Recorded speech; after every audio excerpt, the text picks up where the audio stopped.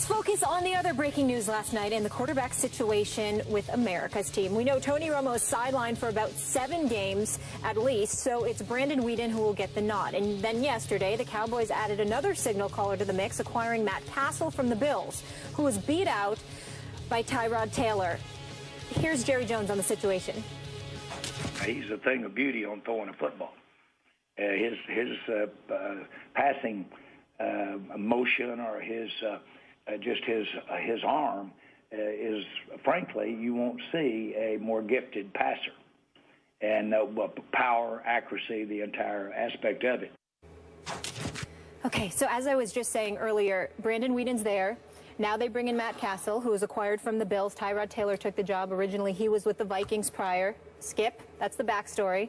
Oh, let's go to Stephen A. I apologize. Stephen A., do you trust in the Cowboys situation? Well, first of all, you have no choice but to, because it's a product of injury. So certainly you don't want to sit there. It's not like they said Brandon Weeden, we're going to allow him to start over Tony Romo, because that would obviously be laughable. But because of the injured situation, and he is the backup, you know, and plus, not only that, he works with the first team on Wednesdays, which is the day that Tony Romo takes off. You get all of that. Yep. The flip side to it, however, is I found Jerry Jones' comments just straight comedy, to be quite honest with you. The way he talked about Brandon, we really throw a football and all of this other stuff. Why? Because Jerry Jones, ever the salesman, is trying to sell everybody on Brandon Weeden and what he's going to do for the Cowboys. And then there's no reason for hopes to dissipate in any way, shape, form, or fashion. I find that to be comical. Brandon Weeden is 0-6 in his last 6 starts. His last game as a starting quarterback for the Dallas Cowboys, he lost that game. His QBR was 15. This is Skip's favorite stat. I am correct in saying that, right? Your favorite stat is QBR. You couldn't wait to share that 15 QBR. Be honest. 15. You were excited to share that. Wait, say it again. 15. 15. A QBR of 15. On a scale of 0 to 100. 15. So I just laugh about that. Now, I will say this. I wish him luck. I mean, the brother's birthday is on the same day as mine. Oh, that explains something going on. Okay. I mean, and everyone will be in Cowboys here again. Whatever. The point is that, you know, October 14th is a very, very special day. Very special individuals are born and raised on that day. Usher's birthday are you a is the Libra? same as mine. Of course I am. Oh, okay. Usher's birthday is the same as mine. And look at how much of a star he is. I'm on First Take. We know what time it is here. Needless to say, we don't even have to go there. October 14th is a very, very special day. But I will tell you this, Brandon Weeden, it's not so much about him, Skip. It's about the weapons that he's not going to have available to him. That is what I believe could be somewhat problematic for him. I don't expect him to be great. I don't think greatness is in him. But I do expect him to be relatively decent and keep things somewhat interesting for the Dallas Cowboys. So I won't sit there and excoriate the man. I won't disrespect him. I would tell you that he's winless in his last 6 starts. The QBR before the 15, by the way, there was a QBR of 26 in the other 5 starts he had. So it's just not that impressive. We all know this. But he can throw the football. Yep. He is familiar with the system. He does practice with the first team on Wednesdays. Yep. And the combination of all of those things, I think, lends itself towards expecting a slightly better result than some critics would surmise about Brandon Weeden. But I don't expect him to knock my socks off in any way. Weeden or Cassel? Which way would you go? I definitely go with Weeden over Cassel. Well, Cassel couldn't beat out Tyrod Taylor or E.J. Manuel. That's number 1. Number 2, he hasn't done anything in the NFL since his one season when Tom Brady went down in Game 1 against Kansas City back in 2008. In Kansas City. No, I'm just saying, he won 10 in Kansas City one year, but I've never been sold on Matt Cassel. I'm not sold on him now. He's definitely a viable backup to Weeden. In light of the fact that Tony Romo is out, I do agree with that. But outside of that, there's nothing about Matt Cassel that moves me, so I don't have a problem with Weeden being designated ahead of him. There we agree. Where I disagree with you is in your view of Brandon Weeden. I like Brandon Weeden a lot, and I'm not being a hypocrite about this. This isn't 20/20 hindsight. I liked him a lot before he was drafted. Unfortunately, by the same Cleveland Browns that drafted Johnny Manziel at 22, same spot. How funny. And I believe what happened to Brandon Weeden in Cleveland is Manziel all over again. Wrong place, wrong time, another regime that was about to be completely blown out, you're not going to have much of a shot. Now, why did I love Brandon Weeden? And by the way, I'm going to be on record here.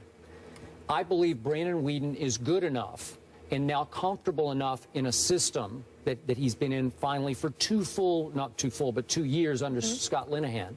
We saw the fruits of that when he went 7 for 7 at Philadelphia. While that game was still teetering, it was still a losable game. If he'd gone in and stunk it up with a QBR of 15 in that game at Philadelphia, they would have lost. But they won when obviously he hit Terrence Williams. Byron Maxwell just watched as he ran to the end zone, and that was the ball game. But I'm going to be on record here. I believe Brandon Weeden is good enough to beat Matt Ryan and the Atlanta Falcons and to go to Drew Brees, who has an arm issue, as his New Orleans Saints have unfathomably fallen all the way to 30th in our ESPN power rankings. Are you kidding me? I think Brandon Weeden with this Cowboy team is good enough to win the next 2 games for my Dallas Cowboys, right? Yep. Okay, now, when we go back to his last year at Oklahoma State, why did I love him going into the draft? Do you realize he went head-to-head with Robert Griffin III that year and outplayed him and beat him? And he went head-to-head with Ryan Tannehill, another first-rounder to be, first-round pick, head-to-head in College Station, outplayed him and beat him. He went head-to-head with Andrew Luck in the Fiesta Bowl. You could argue on outplayed, but he won the game in overtime, and I thought he played great in that game. 3 touchdowns to 1 interception. Luck had 2 to 1 interception. But it was the stats you could argue either way. But I thought Brandon stood up to Andrew Luck and ultimately won the game and outplayed him. He also beat Nick Foles that year and Landry Jones that year. So he had credentials to me. Now to what Jerry Jones said. You thought it was straight comedy. I thought it was straight truth. Jerry used the wrong word. He's then not. It wasn't straight truth. Okay, you won't see a more gifted passer, said Jerry Jones. If he had used the word thrower, it would have worked, because Brandon Weeden is a gifted thrower of the football. When you talk about passer of the football, now you're talking about reading defenses, hanging in the pocket under pressure, making the right choice, getting rid of the ball, blah, blah, blah, you know, accuracy, all those things. But just on winging the football, he can make every throw, and he throws a sweet football. And by the way, your Yankees once upon a time drafted him in the 2nd round out of Edmond Santa Fe High School. Means nothing to me. He elected to go football. No, he didn't. He went to play baseball for like 4 or 5 years. Did he play for the Yankees? Yeah, he played in the minor leagues. Well, that's what I'm saying.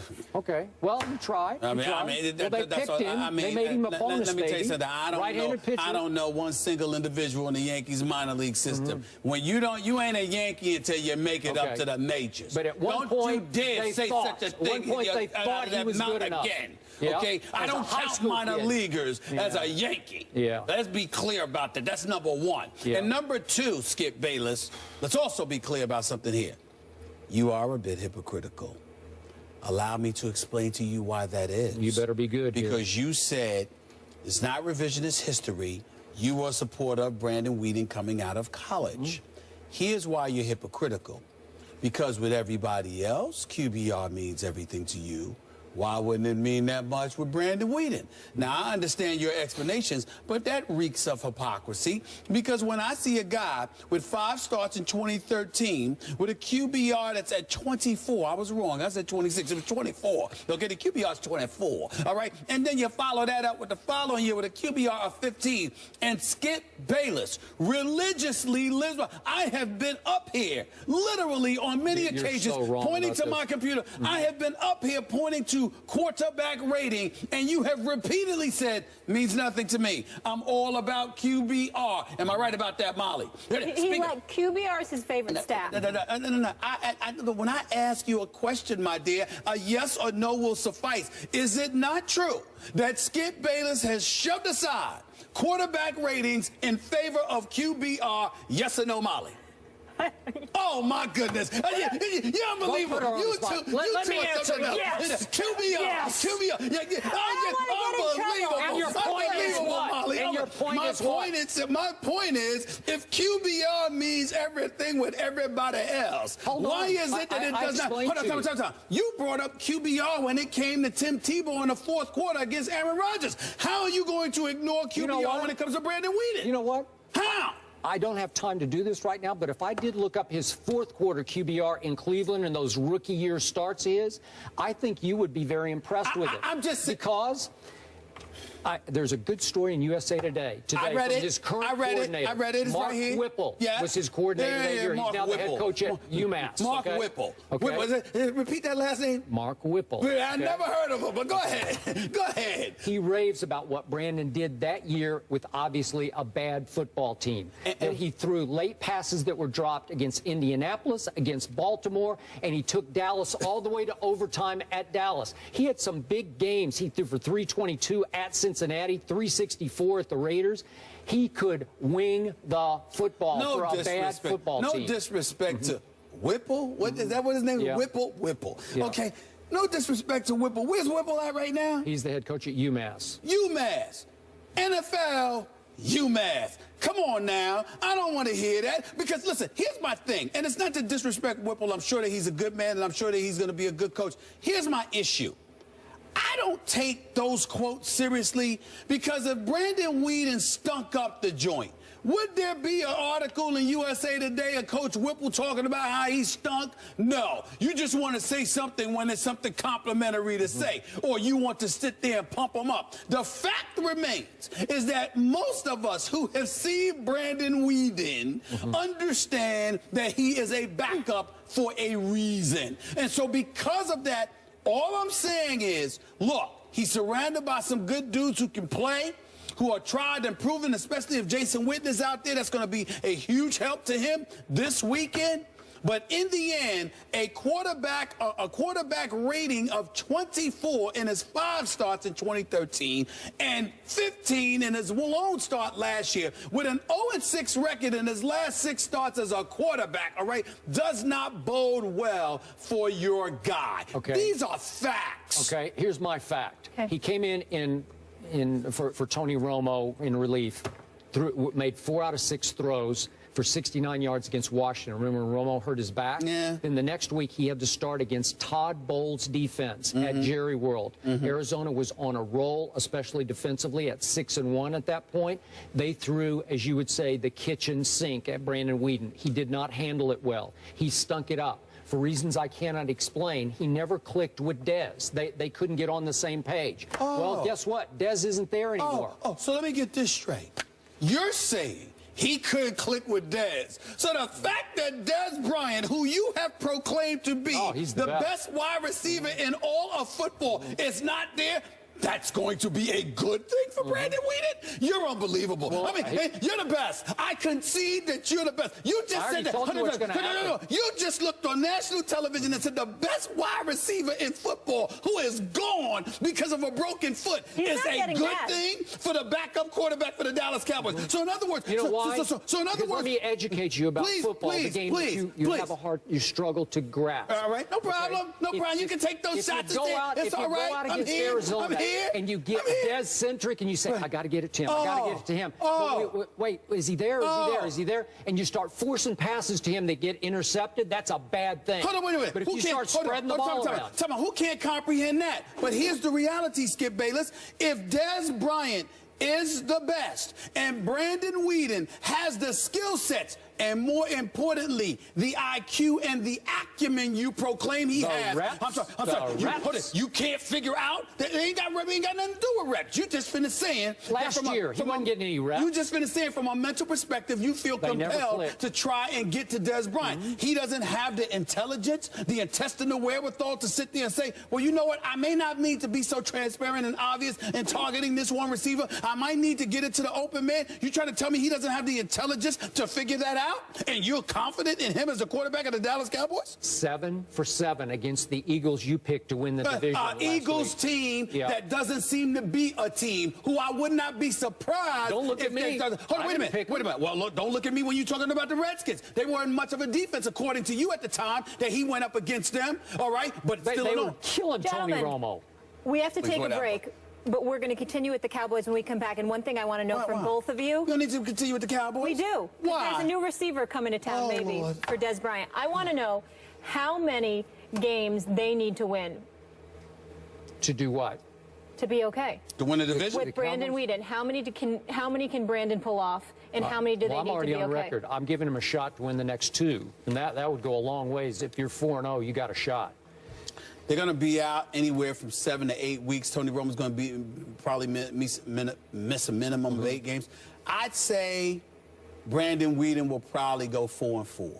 Okay. Well, I would take that I to think the the bank. Cowboys are going to. All they got to do to win the division is go 7-7 the rest of the way. All right. 500 football. 4-4, so they'd be 6-4 when when Romo came back. I'd take that. Should we get our popcorn ready? Because T.O. is ready and available if the Cowboys need him. We'll get into that when we return.